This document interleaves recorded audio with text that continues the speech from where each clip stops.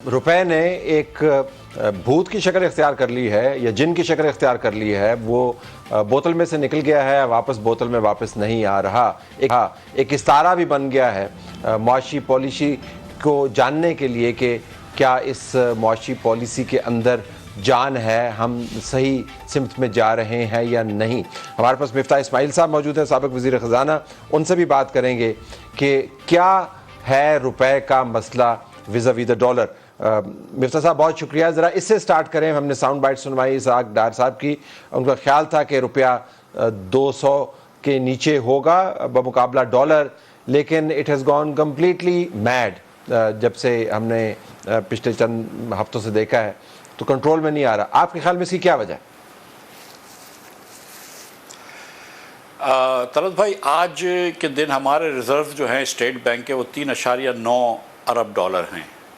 बड़ी बड़ी ममालिक को हमने देख लिया, बरतानिया समेत, जो कि अपनी करेंसी को नहीं रोक सके थे, जो कि मार्केट में इंटरवेंशन करके मार्केट फोर्सेस जो है ना वो पानी की तरह होती है, पानी अपना रास्ता ले लेती है। पिछले साल 80 बिलियन के ज़्यादा इंपोर्ट हुआ था और 30 बिलियन का एक्सपोर्ट हुआ था और 49 अरब डॉलर का तजारती खसारा पिछले साल हुआ है था। मैं 21-22 की बात कर रहा हूँ। उसके बाद आप किस तरह डॉलर को रोक सकते हैं जब आपके पास डॉलर ही ना हो? तो एक तो ये मसला है। उसके बाद जब आप आर्टिफिशियली कोशिश करते हैं तो नतीजा ये होता है कि हमारे एक्सपोर्ट्स कम हो गए, नतीजा ये होता है कि हमारी रेमिटेंस फॉरेन कम हो गई ओपन मार्केट के अंदर। और अगर आपको याद है कि 229 पे जब हुकूमत ने रोका था तो 229 पे एक रुकावा था और जो ओपन मार्केट का रेट था वो 270-280 हो गया था। तो ये चीज़ मुमकिन नहीं है, ये चीज़ मुमकिन नहीं है। ये मार्केट फोर्सेस के सामने आप नहीं खड़े हो सकते। और जो फिर जब आप डिफ़ॉल्ट का रिस्क बढ़ा लेते हैं, जो कि हो गया है, तो उससे ये हुआ है कि डिमांड डॉलर की और बढ़ गई है। एक डिमांड होती है जिसको हम ट्रांजैक्शनल डिमांड फॉर डॉलर्स कहते हैं कि अगर मुझे कोई बाहर से इंपोर्ट करनी है, कोई दरामद करनी है चीज़, तो मैं उसके लिए डॉलर ख़रीदता हूँ। एक डिमांड ये होती है कि जब मुझे डर लग रहा है कि यार रुपया कम हो जाएगा, डॉलर और बढ़ जाएगा, खुदा न खास्ता यहाँ पे कुछ नेगेटिव चीज़ ना हो जाए, तो जो सेफ्टी होती है वो आदमी सेफ्टी डॉलर की तरफ भागता है या सोने की तरफ भागता है। आप यहाँ पे देखेंगे प्लॉट की ख़रीदारी कम हो गई है, लोग जो हैं वो अपना पैसा डॉलरों में रख रहे हैं। तो ये जब आपने इस किस्म के अगर एनवायरनमेंट पैदा होता है तो पैसे कोशिश ही होनी चाहिए कि आप डॉलर को एक मिनट भूल जाएं, पहले आप डिफ़ॉल्ट का रिस्क कम करें। जब डिफ़ॉल्ट का रिस्क कम हो जाएगा तो ऑटोमेटिकली जो है वो डॉलर कंट्रोल में आ जाएगा। तो इस वक्त रुपए और डॉलर की जो पैरिटी है आपके ख्याल में वो जेन्युइन मार्केट फोर्सेस को रिप्रेजेंट कर रही है? सर, हर वक्त मार्केट फोर्सेस को रिप्रेजेंट करती है, जिसको हम कहते हैं स्पेकुलेटिव डिमांड है या हेजिंग की डिमांड है या होल्डिंग की डिमांड है या जिसको भी आप कहें ज़ख़ीरा अंदोज़ी की डिमांड। वो डिमांड तो है ना। इस वक्त अगर किसी को रिस्क लग रहा है कि अगर खुदा न खास्ता पाकिस्तान डिफ़ॉल्ट हो जाएगा तो ये नहीं कर सकते आप कि उसकी डिमांड कम कर दें, बिकॉज आपको नहीं पता कि वो डॉलर ख़रीद रहा है, वो क्यों ख़रीद रहा है, वो ट्रांजैक्शन के लिए ख़रीद रहा है या स्पेकुलेशन के लिए ख़रीद रहा है। आपको ये करना चाहिए कि अपना डिफ़ॉल्ट का रिस्क कम करें। मैं आपको एग्जाम्पल देता हूँ कि 244 रुपये का डॉलर हो गया था जब मैं वज़ीर ख़ज़ाना था, और उसके बाद जब हमने IMF वगैरह से बातचीत कर ली और जब उन्होंने स्टाफ लेवल एग्रीमेंट का हमसे कह दिया, लोगों को लगा कि डिमांड कम हो गई, लोगों को लगा कि डिफ़ॉल्ट का रिस्क ख़त्म हो गया है, तो ऑटोमेटिकली नीचे आके 214 पे आ गया था। तो ये ऊपर नीचे होता रहता है, न्यूज़ पे भी चलता है। इसके ऊपर अगर हम बहुत ज़्यादा फोकस करें, और देखें मैं आपको ये बता रहा हूँ, मैंने PhD करी हुई है इकनॉमिक्स में। ना सिर्फ मुझको नहीं पता कि क्या रेट होना चाहिए, किसी को भी नहीं पता कि क्या रेट होना चाहिए, बिकॉज ये तो हज़ारों लोग जो मार्केट बनाते हैं उन सबको मिलकर ये हज़ारों लोगों की डिमांड होती है। लेकिन मार्केट मैनिपुलेट भी तो होती है ना। हमने देखा कि एक दिन में 18 रुपए गिर गया। मार्केट तो मैनिपुलेट भी तो होती है ना। तो हम सिर्फ ये नहीं कह सकते कि मार्केट फोर्सेस हैं। मार्केट फोर्सेस को लेजिटिमेट भी तो होना चाहिए ना मिफ्ताह साहब के? नहीं,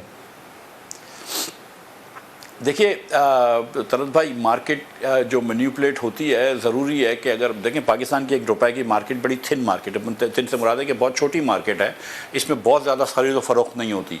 अगर और ये थाईलैंड में देखा गया, दीगर ममालिक में देखा गया कि बाहर से लोग थे, जॉर्ज सोरोस थे, दीगर लोग थे कि जिन्होंने जो आके जो है वो थाई बाट को बेचा हुआ था, मलेशियन रिंगट को बेचा हुआ था वहीं से कर्ज लेकर, तो वो मार्केट मैनिपुलेशन होती है। यहाँ पर تھوڑا بہت سٹا ہوتا ہے، لیکن اس وقت جو ڈیمانڈ ہے، دیکھیں میں آپ کو مثال دیتا ہوں کہ ہمارے یہاں ایران سے پیٹرول آ رہا ہے، وہ ایران سے یا ہم کوئلہ خریدتے ہیں افغانستان سے اور روپے میں خریدتے ہیں، تو وہ روپے کا کیا کرتا ہے؟ جو ہم افغانی سے ہم روپے میں کوئلہ خریدتے ہیں، وہ روپے کا کیا کرتا ہے؟ وہ ڈالر کرواتا ہے، وہ پشاور کی مارکیٹ سے آ کے ڈالر خریدتا ہے یا وہ چیزیں خرید کے جاتا ہے یہاں سے۔ اب جب وہ روپے کی مارکیٹ سے ڈالر خریدے گا تو ڈالر کی ڈیمانڈ تو نکلے گی نا، آپ اس کو لیجیٹمیٹ کہیں یا انلیجیٹمیٹ کہیں، وہ ڈیمانڈ تو ہے۔ مطلب یہ کہنا کہ یہ اسپیکولیشن ہے، اور اوبویسلی اسٹیٹ بینک جب انٹروین کرتا ہے تو اوپر نیچے ہوتی ہے، لیکن میری گزارش یہ ہے کہ جب آپ کے پاس 3.9 بلین ڈالر ہوں تو آپ یہ چیزیں کرنا آپ کے لیے مشکل ہو جاتی ہیں۔ اگر خود اللہ کی مہربانی سے اگر یہاں پہ 20-30 بلین ڈالرز ہوں یا زیادہ ہوں تو مسئلہ ختم ہو جاتا ہے۔ So right now the demand for rupee, demand for dollar جو ہے وہ زیادہ تر میرے خیال سے جس کے اندر ایک بڑا عنصر جو ہے وہ ہیجنگ کے لیے ہے، وہ سیفٹی کے لیے ہے، اور جب آپ ڈیفالٹ کا رسک کم ہو جائے گا، جیسے آئی ایم ایف کا ایگریمنٹ ہوتا ہے، آپ دیکھیے گا کہ روپے کی اسٹرینتھ جو اچھی ہوگی، کتنی اچھی ہوگی مجھے نہیں پتا، لیکن میرا ڈائریکشن جو ہے وہ بہتر ہو جائے گی۔ اب آپ نے آئی ایم ایف کا ذکر کر دیا تو اسحاق ڈار صاحب آئی ایم ایف کے معاہدے کے بارے میں کیا کہتے رہے ہیں؟ اور آئی ایم ایف کا معاہدہ 9th ریویو جو ہے وہ تمہارے گلے میں پھنس گیا ہے، نکل ہی نہیں پا رہا۔ ذرا پہلے سن لیتے ہیں کہ اسحاق ڈار صاحب کا کہ یہ معاہدہ کب تک ہو جائے گا اور ابھی تک کیا ہوتا رہا۔ دیکھیے میاں صاحب خوش کر سکتے ہیں یا آئی ایم ایف خوش کر سکتے ہیں؟ دونوں نہیں خوش کر میرا خیال ہے سکتے۔ دونوں کو انشاءاللہ خوش کریں گے۔ سو فار تو چیزیں اسی طرح چل رہی ہیں۔ ہم نے یہ جو 9th ریویو ہے اس کے تمام چیزیں مکمل کر چکے ہیں۔ ہمارے دو دوست ممالک نے کچھ بائی لیٹرل پاکستان کو فائنینشلی ایکسٹرنل اکاؤنٹ میں اس کو انہوں نے پاکستان کی امداد اور سپورٹ کرنے کا لکھ کے آئی ایم ایف کو دیا تھا۔ تقریباً 2 مہینے کی تاخیر جو ہے وہ اس وجہ سے ہوئی۔ کسی چیز کے اوپر ابھی کوئی ابہام نہیں ہے۔ نیکسٹ ٹرین جو ہے وہ 1.2 بلین ڈالر کی 894 million SDRs we will be entitled to اس ریویو کے نتیجے میں انشاءاللہ، اور وہ ہمیں وہ obviously ریلیز ہوگا ونس ایگزیکٹو بورڈ جو ہے اپروو کرے گا۔ بہتر صاحب، عام سڑک کی زبان میں کیا آئی ایم ایف ہمارے ساتھ دو نمبری کر رہا ہے؟ دیکھیں یہ بات تو میرے خیال سے درست ہے کہ جو چیزیں پاکستان کو کرنی تھیں، خود جو کر سکتا تھا وہ کی ہیں، بہت دیر سے کی البتہ، لیکن کر لی ہیں۔ جو چیز نومبر میں ہو جانی چاہیے تھی جب آپ آئی ڈونٹ کیئر کی باتیں کر رہے تھے، اس وقت اب آپ جا کے مئی میں یہ باتیں کر رہے ہیں۔ لیکن اس کے درمیان یہ ہوا کہ جب آپ نے روپے کو روک کے رکھا تھا تو کچھ مڈل ایسٹرن بینکوں نے پیسے اپنے نکال لیے، دیگر تھوڑے سے جو ہے ری رول نہیں ہوئے، تو آپ کے پاس پہلے میں نے اگریمنٹ کیا تھا تو سپٹمبر میں 4 بلین کی ہمیں ضرورت تھی، ہم اس کے سامنے 7 بلین کی کمٹمنٹ لائے تھے، لیکن مجھے پتا ہے کہ کچھ ہمارے جو فرینڈلی کنٹریز جنہوں نے کمٹ کیا تھا وہ بھی گھبرا گئے کہ پاکستان کس طرف جا رہا ہے۔ اس کے بعد کچھ بینکوں نے پیسے وڈرا کر لیے، تو پھر آئی ایم ایف نے کہا کہ اب 6 بلین چاہیے، اور 6 بلین میں سے 3 بلین تو ارینج ہو گئے سعودی سے اور یو اے ای سے 2 اور 1، اور 1 بلین جو ہے ورلڈ بینک اور AAIB سے بھی آ جائے گا، تو 2 بلین کا مسئلہ رہ گیا ہے۔ اب میرے خیال سے جو ممالک ہیں، جو مغربی پاور ہیں، وہ یہ چاہتے ہیں کہ یہ فنڈنگ جو ہے وہ چین سے آئے یا مڈل ایسٹرن کنٹریز سے آئے۔ ان کی یہ سوچ ہے کہ کیونکہ ہم نے پچھلے 2-3 سال میں تیل بڑا مہنگا ہو گیا تھا اور گیس بڑی مہنگی ہو گئی تھی، تو مڈل ایسٹرن کنٹریز سے ہم نے بہت مہنگی چیزیں لی ہیں، یا ہم نے سی پیک کے پیمنٹس کری ہیں، تو یا چائنا فنڈ کرے یا مڈل ایسٹرن کنٹریز فنڈ کریں۔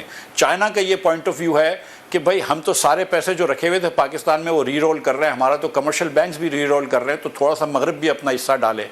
تو اس چیز میں ہم پھنسے ہوئے ہیں، لیکن اگر یہ اکتوبر نومبر میں شاید کر لیتے تو خوش اسلوبی سے ہو جاتا، اب تھوڑی سی دقت ہو گئی ہے۔ تو 2 بلین ڈالر ہم پھر کہاں سے لیں؟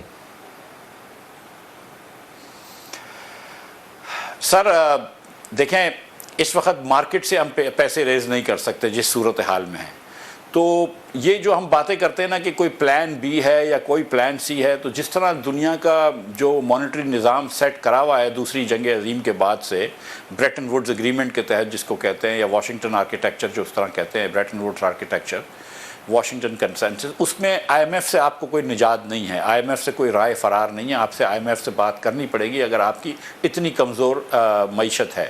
تو کوئی پلان بی نہیں ہے، کوئی پلان سی نہیں ہے، آپ جائیں آئی ایم ایف کے پاس بیٹھیں اور پھر اگر آپ کو جو 2 بلین چاہیے، دیکھیں میری یہ استدعا تھی شہباز صاحب سے، اور وہ بھی یہ بات میرے خیال سے تسلیم کرتے تھے کہ ہم نے کیونکہ 900 ملین اس سال یعنی کہ 22-23 میں دینے تھے چین کو، اور 1.1 ارب ڈالر دینے تھے پیرس کلب کو، اور کیونکہ یہ اتنے پاکستان میں پریشانی ہوئی تھی فلڈز کی، اور اتنا 30 ارب روپے تک کا نقصان ہوا ہے، 30 ارب ڈالر کا، تو ہم ان سے کہیں گے کہ یار یہ والے جو پیسے ہیں یہ اتنے تو ہم کو مزید گرانٹ دے دو، یہ ہم یہ نہیں کہہ رہے کہ یہ نہ لو، ہم کو اتنے پیسے دے دو، ہم تم کو یہی واپس کر دیتے ہیں، تو اس سے کچھ پیسے کا فائدہ ہو جاتا۔ میں سمجھتا ہوں کہ اب بھی سچی بات یہ ہے کہ یہ جو دنیا کے جو ممالک ہیں ہمارے فرینڈلی ممالک، قطر نے ابھی تک کچھ اس پہ حصہ نہیں ڈالا ہے، چین سے کچھ مزید تھوڑا سا اگر کر سکیں، یہ 2 ملک ہیں، اور شاید کچھ مغربی ممالک، کچھ جاپان فار انسٹنس جس کو ہم نے 400 ملین ڈالر اس سال دیے ہیں، اگر یہ ممالک کچھ اپنا حصہ ڈالتے ہیں، کیونکہ اتنے بڑے ملک پاکستان جتنے اتنے بڑے ملک کو ڈیفالٹ کی طرف دھکیلنا جو ہے وہ صحیح نہیں ہے۔ لیکن آئی ایم ایف کا میرے خیال سے یہ سوچ ہے کہ پاکستانی اتنے سیریس نہیں ہیں جتنے کہ ہونے چاہیے، لیکن مجھے لگتا ہے کہ کل انشاءاللہ ایسا بجٹ آئے گا کہ جس کے تحت ہم آئی ایم ایف کو مزید ری ایشور کر دیں گے۔